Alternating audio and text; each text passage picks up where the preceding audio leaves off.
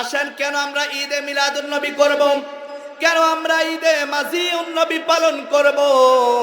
আমার বাবারা, ভাইয়েরা, বন্ধুরা, আল্লাহ রাব্বুল আলামিন পবিত্র কালামে পাকের মধ্যে আল্লাহ ঘোষণা দিয়েছেন, কুল ইন কুনতুম তুহিব্বুনাল্লাহ ফাত্তাবিউনি ইউহিব্বুকুমুল্লাহ। সুবহানাল্লাহ। এ আমার বাবারা, ভাইয়েরা, বন্ধুরা গো, আমার আল্লাহ ঘোষণা দিয়েছেন, ও দুনিয়ার মানুষেরা, তোমরা যদি আমি আল্লাহকে ভালোবাসতে চাও, তোমরা যদি আমি আল্লাহকে পেতে চাও, তবে শর্ত একটাই রয়েছে, ফাত্তাবিউনি ইউহিব্বুকুমুল্লাহ। তোমরা দুনিয়াতে আমার হাবিবকে ভালোবাসতে হবে। যেরকম সুবহানাল্লাহ। তাহলে আল্লাহর ভালোবাসা পাওয়া যাবে নবীর ভালোবাসার মাধ্যমে। যেরকম ঠিক না বেঠিক? আরো জোরে বলেন ঠিক কিনা? এখন আমরা যদি নবীর প্রেমের আলোচনা করি, আমাদেরকে বলে শুধু নবী নবীর আলোচনা করে, আর কোনো কিছু নামাজ রোজা বলতে পারে না। বলে কি বলে না? আরো জোরে বলেন, বলে কি বলে না? আমার বাবারা, নামাজ বলেন, রোজা বলেন, হজ বলেন, যাকাত বলেন, আপনি যাই কিছু বলেন, এগুলো হলো আপনার দুনিয়ার বন্দেগী। যেরকম ঠিক না বেঠিক? এগুলো হলো কি? নামাজ এগুলা আমল। যেরকম ঠিক না বেঠিক? রোজা এগুলা আমল, কিন্তু আমলের পূর্বে আপনার শর্ত রয়েছে, আপনি আগে নিজের ঈমানকে মজবুত করতে হবে। ঠিক কিনা বলেন? আরো জোরে বলেন ঠিক কিনা? এই জন্য আমার বাবারা, ভাইয়েরা, বন্ধুরা, নবীর প্রেমে হলো ঈমান। নবীর প্রেম ছাড়া আপনি নিজেকে ঈমানদার দাবি করতে পারেন? বন্ধুরা আমার, বাবারা আমার, আপনার পাহাড় সম পরিমাণ আমল রয়েছে, কিন্তু আপনার ঈমানের মধ্যে ত্রুটি রয়েছে। আপনার এই আমল কোনো কাজে আসবে? আসবে? আসবে বাবা, আসবে? আপনার ঈমান ঠিক নাই, ঈমানের মধ্যে গলত রয়েছে। যতই আমল করেন, যত তাহাজ্জুদ পড়েন, আপনি যত বড় হজকারী হন না কেন, আপনি যদি 40 বার নয় 80 বার হজ করেন, যদি প্রেম অন্তরে না থাকে, আপনি কখনোই ঈমানদার হতে পারবেন? বন্ধুরা আমার, বাবারা আমার, এই জন্য আল্লাহ বলেছেন, যদি আমাকে পেতে চাও, অবশ্যই অবশ্যই তোমরা আগে আমার হাবিবকে ভালোবাসতে হবে।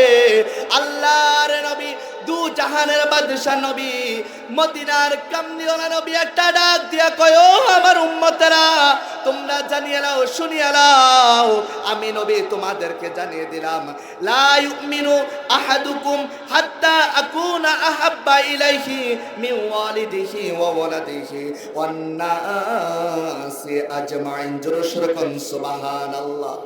কি বলেছেন?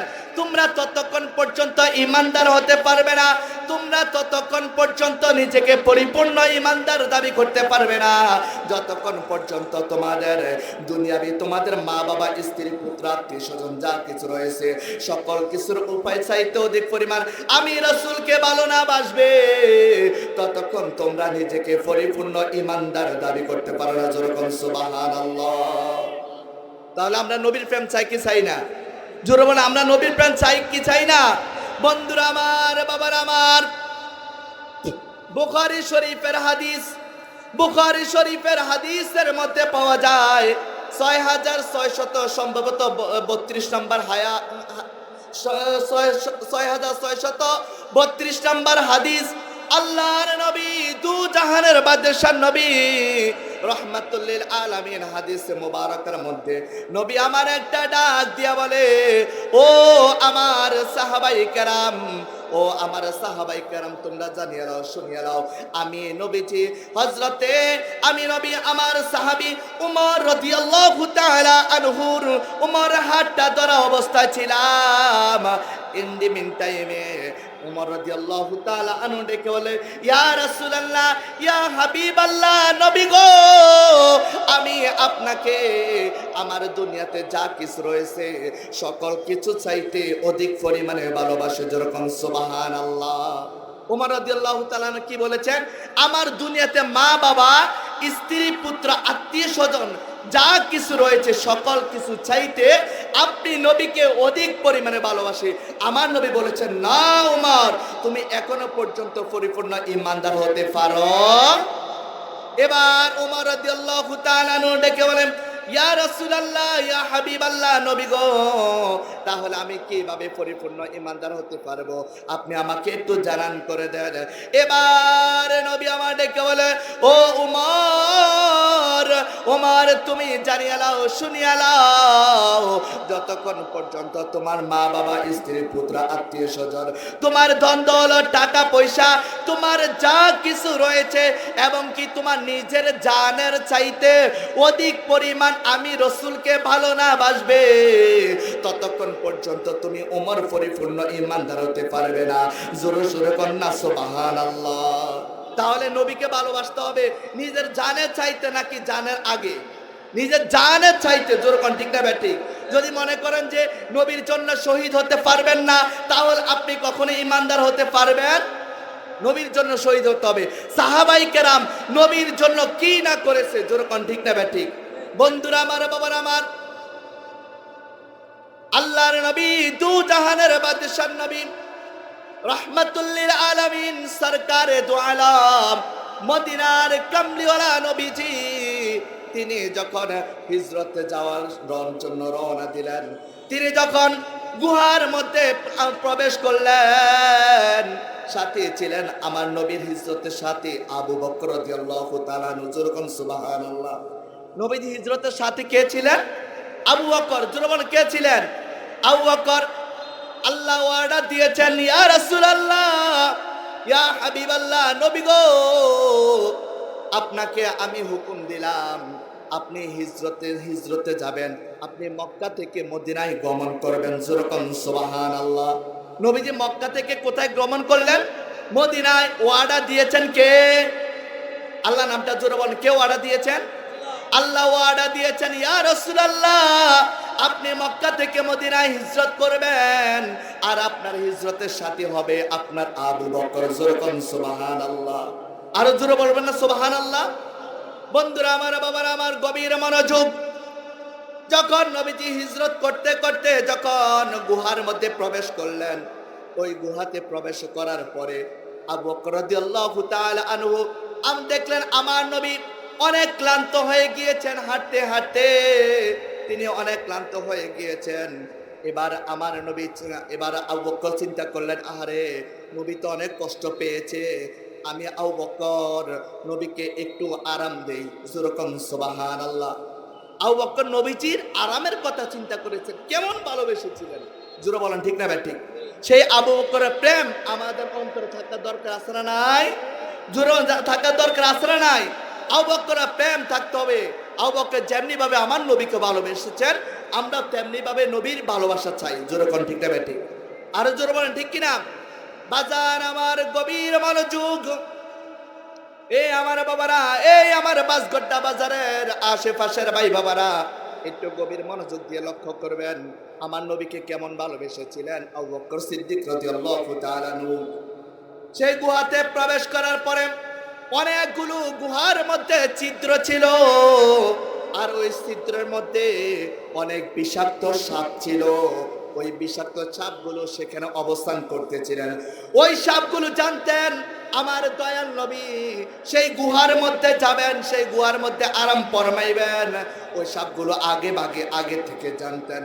এবার আমার নবী যখন হিজরতে রওনা দিয়ে যখন হেরা গুহায় চলে গেলেন, ওই গুহায় প্রবেশ করার পরে অনেকগুলো ছিদ্র ছিল।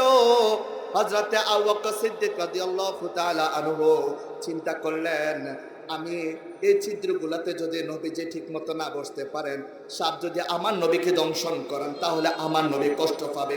এই কথা চিন্তা করে আবু বকর রাদিয়াল্লাহু তাআলা আনহু মাথা থেকে পাগড়িটা তিনি খুলে ফেললেন। পাগড়িটা খুলে তিনি দাঁত দিয়ে কামড়িয়ে এই পাগড়িটাকে টুকরো টুকরো করলেন। টুকরো করে সাপের সমস্ত গর্তের মধ্যে মুখটাকে বন্ধ করে দিলেন। মুখটাকে বন্ধ করে দিয়ে এবার আরেকটি মাত্র মুখ অবশিষ্ট ছিল, আর কোনো কিছু নাই যেটা দিয়ে ডাকবে। এই মুখটাতে এমন ভাবে রয়েছে একটা মুখ কিভাবে এটাকে ঢাকা দিবে? আবু বকরের কাছে কোনো কাপড় ছিল না, কোনো কিছু ছিল না। আমার বাবারা, ভাইয়েরা, বন্ধুরা, আবু বকর চিন্তা করলে যদি এই গর্ত দিয়ে যদি একটি সাপ বের হয়ে যায় আর আমার নবীকে যদি দংশন করে, আমার নবী কষ্ট পাবে। আপনারা বলেন, আমার নবীকে কি সাপ দংশন করতে পারবে? জোরবেন পারবে? আমার নবীকে শুধু মানুষ ভালোবাসে নাই, আসমানের চাঁদ পর্যন্ত ভালোবেসেছিলেন, গাছপালা তরুলতা ভালোবেসেছিলেন, আমার নবীকে ভালোবেসেছিলেন দুনিয়ার সমস্ত কুল কায়নাত মাখলুকাতের সবকিছু। বন্ধুরা আমার, বাবার আমার, বলতেছিলাম আরেকটি মাত্র গর্ত অবশিষ্ট রয়েছে। এবার আমার নবীর রান, আমার নবী হযরত আবু বকর সিদ্দিক রাদিয়াল্লাহু তাআলা আনহুর রান মুবারকের উপরে, রান মুবারক উপরে মাথা মুবারক দিয়ে তিনি বসে পড়লেন। তিনি বসে পড়ার পরে এবার আমার নবী সুন্দরভাবে আরাম ফরমাইতেছিলেন। আবু বকরের রানের উপরে আমার নবী সুন্দর করে আরাম ফরমাইতেছিলেন। আর একটি মাত্র অবশিষ্ট যে গর্তটা ছিল, ওই গর্তটা আবু বকরের পা দিয়ে বন্ধ করে দিলেন। জোরে জোরে কোন সুবহানাল্লাহ। অনেকগুলো গর্ত ছিল বাবা, এই গর্ত বলে সকল গর্ত বন্ধ করে দিলেন। আর একটি মাত্র গর্ত অবশিষ্ট ছিল, কোনো কিছুই নাই যে গর্তটা বন্ধ করবে। এবার আবু বকর চিন্তা করলে যদি ওই গর্তটার মধ্যে সাপ থাকে তাহলে আমার নবীকে দংশন করতে পারে না, এই গর্তটা খোলা রাখা যাবে না। আবু বকর রাদিয়াল্লাহু তাআলার পায়ের মুড়া দিয়া ওই লাস্ট যে গর্তটা ছিল ওইটাকে বন্ধ করে দিলেন। এবার আমার নবী সুন্দরভাবে আরাম ফরমাইতেছিলেন। আর ওই গর্তের মধ্যে যে সাপটা রয়েছে, ওই সাপটা আগে থেকে জানতো যে আমার নবী হিজরতে এই গুহার মধ্যে প্রবেশ করবে। যেরকম সুবহানাল্লাহ। বন্ধুরা আমার, বাবারা আমার, এবার ওই সাপটা অনেক দিন আগ থেকে তিনি আমার নবীকে দেখবে, আমার নবীর নূরানি চেহারা মুবারক দেখবে।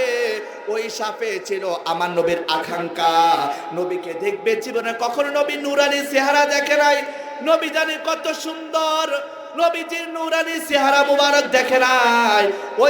ওই সাপের অনেক আকাঙ্ক্ষা ছিল নবীকে একটি নজর নবীর নূরানি চেহারা দেখবে।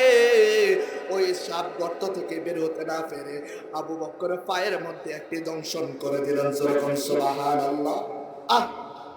আবু বকর সিদ্দিক রাদিয়াল্লাহু তাআলা আনহু এমন ব্যথা, এমন ব্যথা, আবু বকর রাদিয়াল্লাহু তাআলা আনহু তিনি আর ব্যথা সহ্য করতে পারেন। বিষাক্ত সাপ কামড় দিয়েছেন, দংশন করেছেন, তিনি আর এই ব্যথা সহ্য করতে না পেরে শরীরটা বিষাক্ত হয়ে গিয়েছে, শরীরটা নীল বর্ণ হয়ে গিয়েছে। এবার আবু বকরের চোখ থেকে পানির ফোঁটাগুলো যখন পড়তেছিল আমার নবীর নূরানি চেহারা মুবারকের মধ্যে, এক একটি করে ফোঁটা আমার নবীর চেহারা মুবারকের মধ্যে পড়ে গেল। যেরকম সুবহানাল্লাহ। আবু বকর সিদ্দিক রাদিয়াল্লাহু তাআলা ব্যথা তিনি সহ্য করতে না পেরে তিনার চোখ থেকে পানি ঝরা শুরু করলো। আর এই পানিটা আমার নবীর নূরানি চেহারা মুবারকের মধ্যে যখনই পড়েছে, ইন্ডিমিন টাইমে আমার নবীর আরামের ঘুমটা ভেঙে গেল। যেরকম সুবহানাল্লাহ। বাজার আমার গভীর মনোযোগ, আমি শুধু নবীর প্রেম আপনাদেরকে একটু জানান দেওয়ার চেষ্টা করছি। বন্ধুরা আমার, বাবারা আমার, একটু গভীর মনোযোগ দিয়ে লক্ষ্য করবেন আবু বকর কেমন নবীকে ভালোবেসেছিলেন। ওই সাপটা যখন ধ্বংস করেছিলেন, আবু বকর চোখ থেকে পানি ঝর ঝর ঝর ঝর করে আমার নবীর নূরানি বদন মুবারকে, নূরানি চেহারা মুবারকের মধ্যে যখন পড়ে গেলেন, এবার নবীজির ঘুমটা ভেঙে গেল। এবার নবীজি দেখতেছেন আবু বকর কান্না করতেছে। এ আবু বকর, আবু বকর রে তুমি কেন কেন কান্না করো? আবু বকর সিদ্দিক রাদিয়াল্লাহু তাআলা আনহু ডেকে বলল, ইয়া রাসূলুল্লাহ, ইয়া হাবিবাল্লাহ, নবী গো, এই গুহার মধ্যে অনেকগুলো সাপের গর্ত ছিল, সবগুলো গর্ত আমি আবু বকর বন্ধ করে দিলাম, আর একটি মাত্র গর্ত অবশিষ্ট ছিল, সেটা বন্ধ করার কোনো কিছু ছিল না। আমি আবু বকরের পা দ্বারা সেই গর্তটাকে বন্ধ করে দিলাম। আর সেই গর্তের মধ্যে ছিল একটা সাপ, ওই সাপে আমাকে দংশন করেছে। আমি আর ব্যথা সহ্য করতে পারি না, আমি আর এই ব্যথা সহ্য করতে পারি না গো নবী, আমি এখন কি করব? আমি এই ব্যথা সহ্য করতে পারি না। নবী আমার ডেকে বলল, আবু বকর তুমি টেনশন করিও না, চিন্তা করিও না, যেখানে রহমাতুল লিল আলামিন রয়েছে সেখানে তুমি আবু বকরের কোনো টেনশন নাই। যেরকম সুবহানাল্লাহ। যেখানে আমার নবী রয়েছে সেখানে আবু বকর কোনো চিন্তা রয়েছে? জোরে কোনো চিন্তা রয়েছে? আমার নবী এবার থুতু মোবারক দিলেন, মুখ থেকে থুতু এনে যখন হযরত আবু বকর সিদ্দিক রাদিয়াল্লাহু তাআলার দংশনের জায়গার মধ্যে যখন থুতু মুবারক দিয়ে দিলেন, সাথে সাথে আবু বকর সিদ্দিক রাদিয়াল্লাহু তাআলা আনহুর বিষ ব্যথা ভালো হয়ে গিয়েছে এবং তিনি পরিপূর্ণ সুস্থ হয়ে গিয়েছে। জোরে জোরে কোন সুবহানাল্লাহ। দেখছেন, নবীর প্রেমে সাপে পর্যন্ত দংশন করেছে, সেই সাপের বিষ আমার নবীর থুতু মোবারক দিয়ে ভালো হয়ে গেছে। জোরে জোরে কোন সুবহানাল্লাহ। বলেন, আবু বকর সিদ্দিকের সাপে কামড়াইছে, আঙ্গ নবীর থুতু দিয়া বালা হয়ে গেছে। জোরে জোরে কোন সুবহানাল্লাহ। আপনি জানেন না যে একটা সিটেঙ্গার একটা গজল গাইছে যে আবু বকর সিদ্দিক রাদিয়াল্লাহু তাআলাকে সাপে দংশন করছে আর নবী থুতু মোবারক দ্বারা সেই বিষ আল্লাহ তাআলা বন্ধ করে দিয়েছে। সবাই বলেন, আবু বকর সিদ্দিকের সাপে কামড়াইছে, আঙ্গ নবীর থুতু দিয়া ভালো হয়ে গেছে। আরে হেই যুগে কি আর উজা বৈদ্য হে গুণ ছিলনি, হেই যুগে কি আর উজা বৈদ্য হে গুণ ছিলনি, বিজ্ঞানীদের বিজ্ঞানী আঙ্গ নবীজি, এরকম একটা দয়াল নবী টোকাই হাইবানি, এরকম একটা মায়ার নবী টোকাই হাইবানি, বিজ্ঞানীদের বিজ্ঞানী আঙ্গ নবীজি। বলেন, বিজ্ঞানীদের বিজ্ঞানী আঙ্গ নবীজি। জোরে কর মারহাবা, আরো জোরে বলেন মারহাবা।